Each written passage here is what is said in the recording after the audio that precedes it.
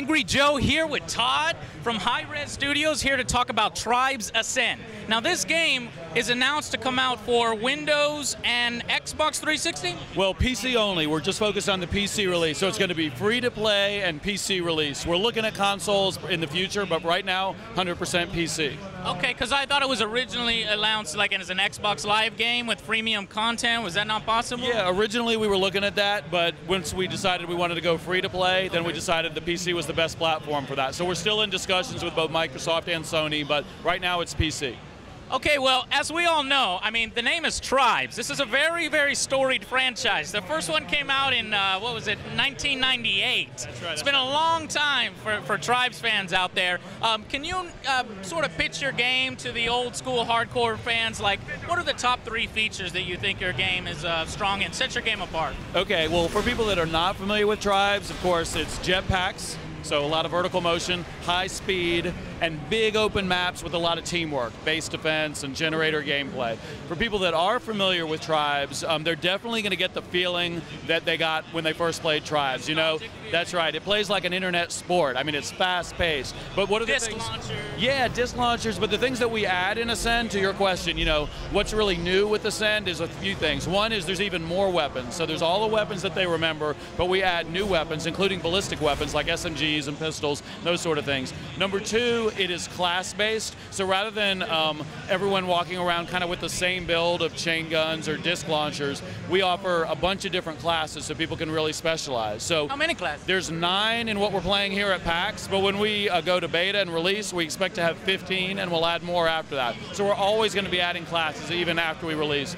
And third, the idea of progression really figures into the game. So within the match, as you're playing, as you're doing mid-air kills or taking out generators and helping your team, you'll earn credits, and you can spend those credits in the game to unlock vehicles or upgrade your base. So there's progression in the match, and then outside the match, your character also gets experience and gains levels. So that's another cool element that modern shooter players are used to. So. Wow, you took care of all 3 right there. Oh, yeah. But how about this? You know, so freemium is great. Like, it's free to play, so you can go out there and play it, but the pitfall there is, you know, the danger of it becoming pay to win. Yep.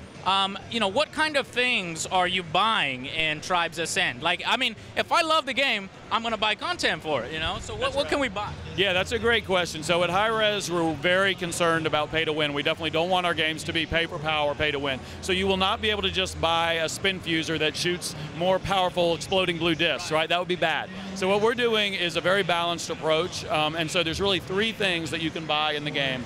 Number 1, those classes that I talked about. You can earn the classes and unlock them just by playing the game. But say you're impatient like I am, and you see someone kill you with someone, you want it like now, like next match. So that's something that you could use a microtransaction for and buy it. It won't be more powerful, but it'll be more tools at your disposal. So you can buy classes with microtransactions. The second thing is you can buy boosters. So that's a time or money trade-off as well. So that if you want to level a little bit faster because you don't have quite as much time as I do, you could buy a booster and get experience points faster.